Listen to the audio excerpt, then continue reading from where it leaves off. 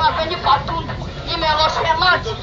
Papa Bicho, comme on est passé, il va me racheter. Papa Bicho, il va me numéro de 084 023 19 17. Si quand ça m'a maman, ça a maman. Frère, Yaga. Yo comment on est? Évangéliste Dieu. Hein? Évangéliste Dieu levé. Évangéliste Dieu donné. Évangéliste Dieu levé. Dieu levé. Ah, on va dire. Nakaluga. On va expliquer bien comme ça dans la pomme là. Oui.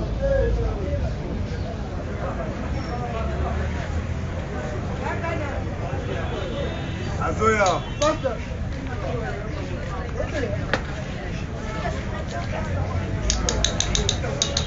Bien-aimé, il est tout ça pour toi, tiens de l'ensemble. Il est tout ça pour toi, n'a pas ensemble. Mais ni ne savent pas ton cabane ensemble. Et dans mon temps, on s'ouvre qui n'est à 2000 bandes en jardin. Quand on a mis sur les arbres où est-il, je n'ai soin neuf. Zambe a été à donner un dans le jardin.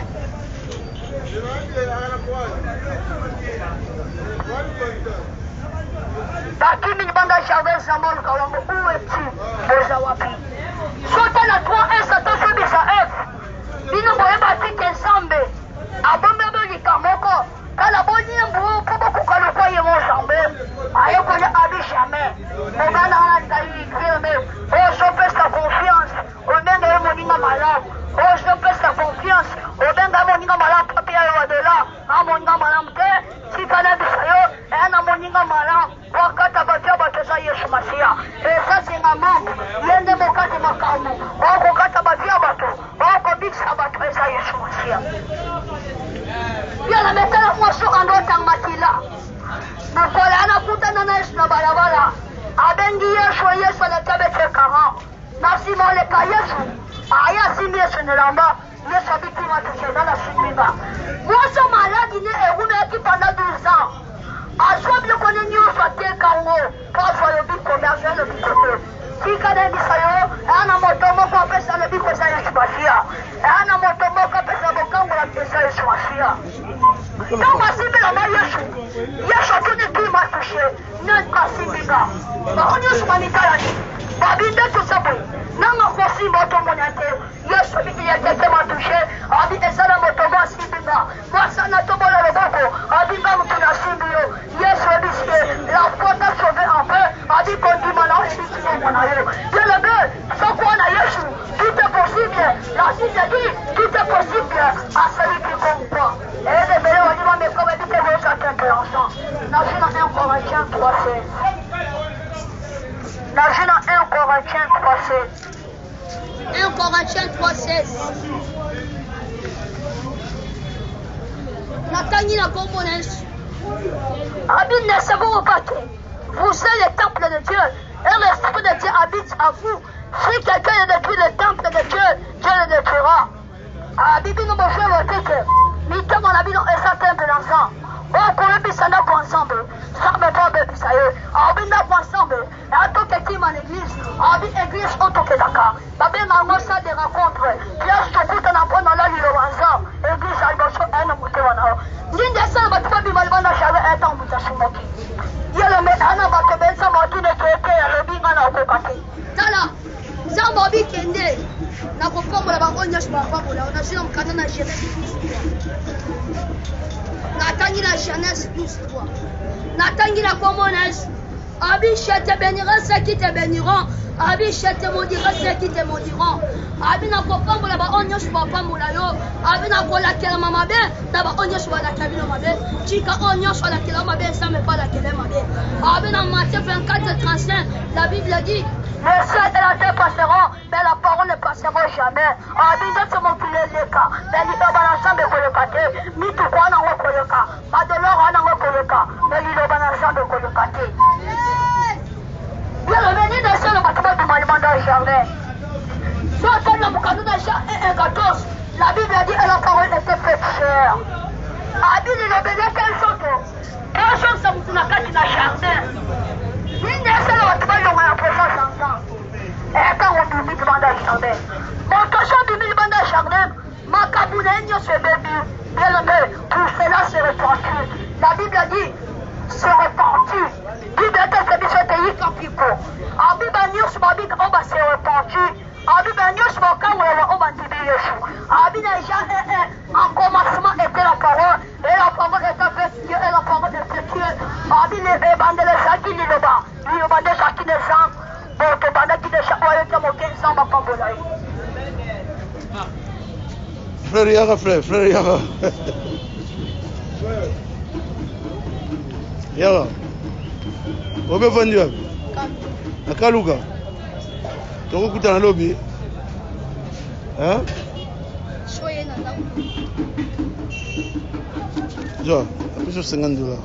Sama pesa kuwata kwa tatizo ezani le sombre.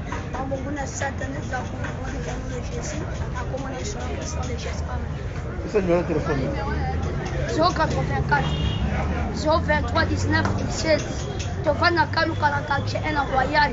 Église na quartier 4 na venu Fatou numéro 50. Mais yo ko lukanga na égliseité. Pour jouer il faut bien un numéro au 084 023 19 17. So bengi wana aussi pasteur papa nga moto fana ne penda kumoko. So bengi etanga na yamba apesho venir o ya samba pa mama. Utapeshe mbongo yo.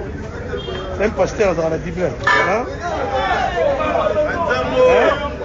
Mani tena tanga kombo na.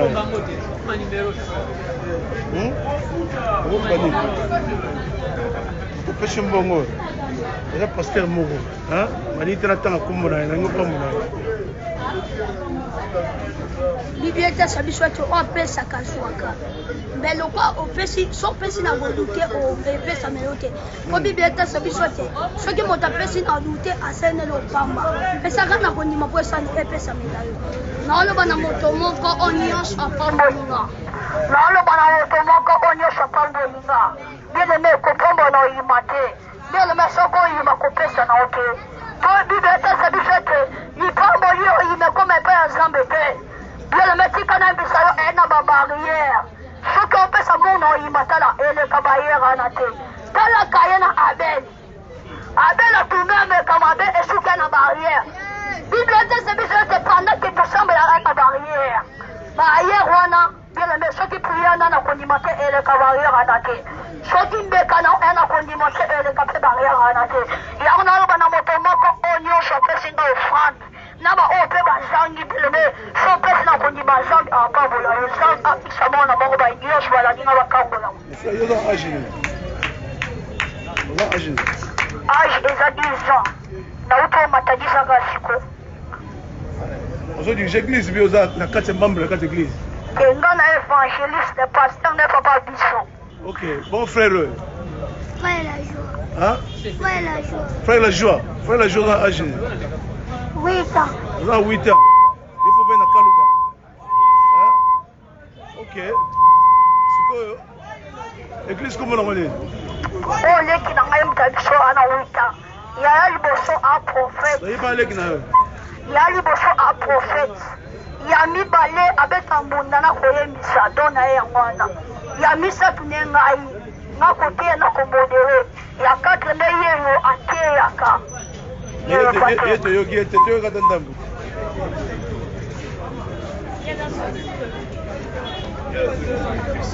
Ah? Toyoga yo, frère, pesa micro toyoga yo.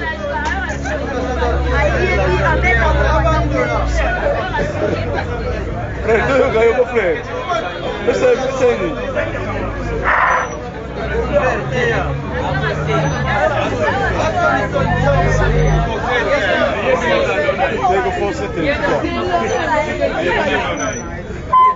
Il peut pas comprendre le talent, n'a pas comprendre.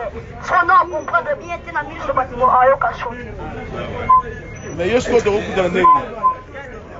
Ata kokuta so ina kaluka, so moni boeto yana kaluka te ko tuna tuna wabe obe ka numéro. OK. Répétez ce numéro guys. Numéro nanga est 084 023 19 17. C'est fini là-bas. Maintenant aux aboyés, aux en direct, mais presque partout dans le monde. Hein? Ils ont filmé boy. Oui, c'est bon. Et surtout passer à Pamolo na $50. Oui, c'est. Pas ni tellement comme on a. On a abonné dans le baboy. mission nzambe atindeli biso liboso bato babongo ya mitema bato bandima ye nga na yo ntango na saa mosu te oyo bato bapambola ngo te nga yoka liboso na ye naye na kotia sango alango bato babongwana na nsima bongwana naso mokambongwani esili mbongo ekoma yo facile yango ya liboso na welela no bato babongo ya mitema eloko liboso na sala ya nzambe abateli nga na nsima obatela nga abateli fami na nga abateli mpe bato nyonso nateyaka mpo soki bato wana na oteya baobongwana te nga mpe na okota lola te frère yo oloba te eloko te pesa yeni aloba te mo eloko pesa ye aloba te société mais soki tosala bemission tokozwa yo soki na kaluka na kake na royal mais studio na biso eza na ngiringi yoko déplace te studio na biso eza na ngiringi boso obengi paster opesinga na numero na yo tobengi ntango tobenga olakisinga place tokokuta ok ça va apesa numéro ça va te ok za numéro évangéliste akoma naza bika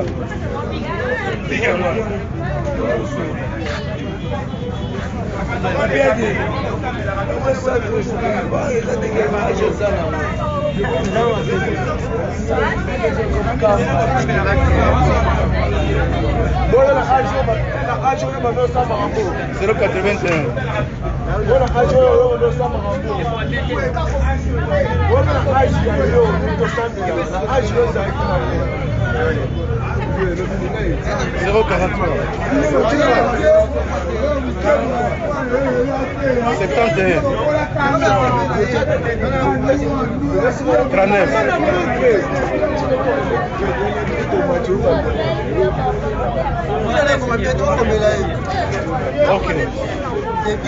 Comment papa Alpha?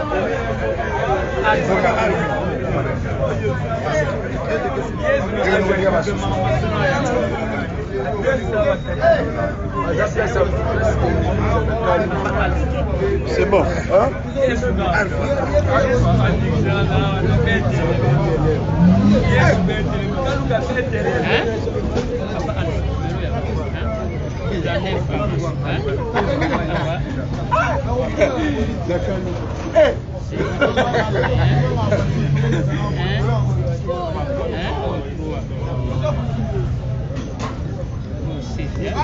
Ciao, ayo ça combien?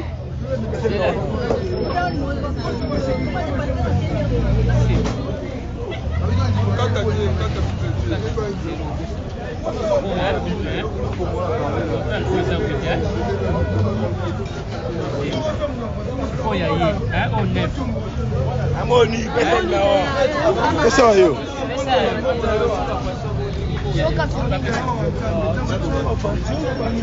084 023 hein? 19 ouais.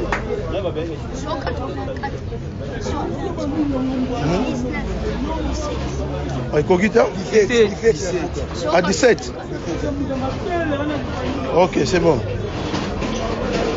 Évangéliste Guélevé. C'est bien. Évangéliste Dieu levé fort les gars de la mission, hein?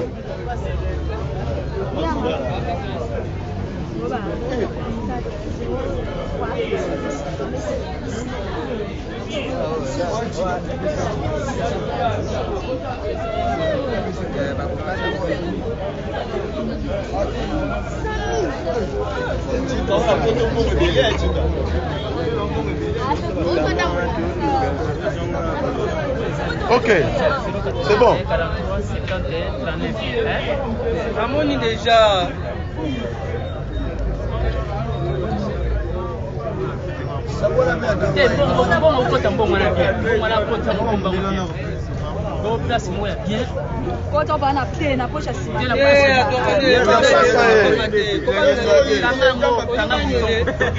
Ok, c'est bon. Ok. Regardez pour le boss. Voilà. Évangile Dieu le veille. Hein? Alors, puis tu dois aller chaîne et mon Christ. Évangéliste. Donc, pour ça là, rendez-vous na yo, hein?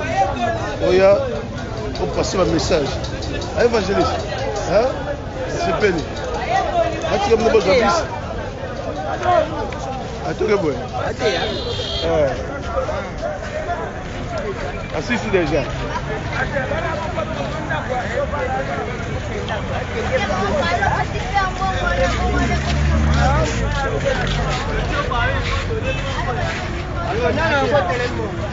Va mon téléphone. L'évangile c'est Dieu le fait.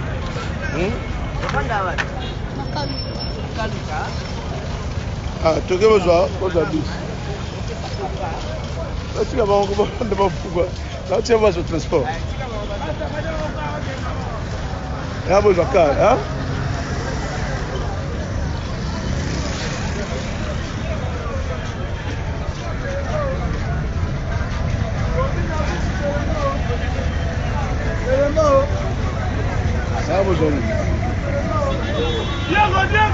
Alors, évangéliste, il y a le veillé, le putain est dans Bayaka.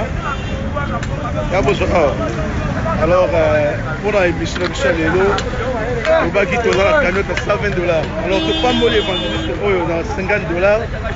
Alors, pour l'instant, je vais il va y avoir un côté de transport, à zone en nab, il y a âge. Il y a âge par rapport à le salami awa. Là, tu as le transport pour nous. Akende na comme tozanaye donc baquet de rendez-vous tout ça na émission apambola ba na nzambe tout ça ngambo wana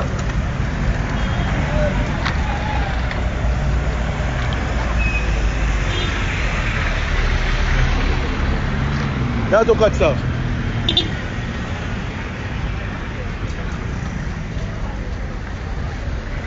Bembo moto te. Oh. D'accord, boya. Ah. Beaucoup de choses, hein. Comme ça, on a bien le lobby, hein. Lobby to coûte, là évangéliste. Hein? Rappelez, hein. Beaucoup de hein. OK? On a bien le bino, hein. Ok? Ok, bien, ok?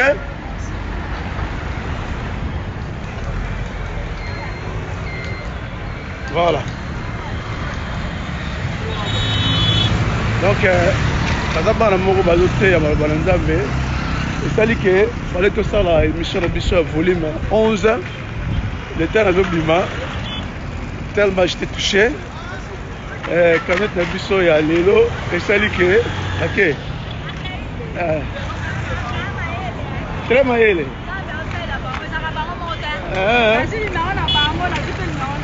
Ok, merci. Ok. Voilà. Donc, merci. Et ça dit que, frère Oyo, par rapport à Bénédiction Bazui, et comme moi, c'est mon babou qui est là, on a on a lobby de ça, on a rendez-vous, on a tout ça, la série, émission. Voilà. Donc, tout ça, là-bas, ok.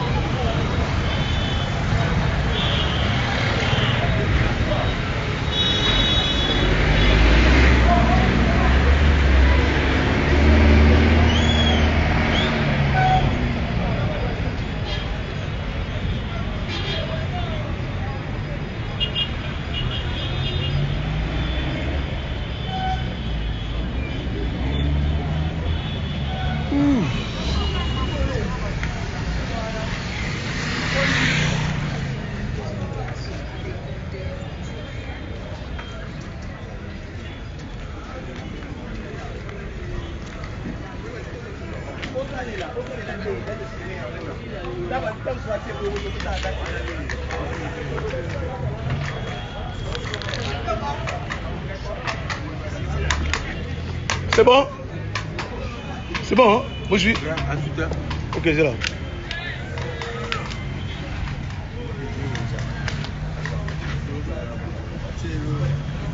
Taxi.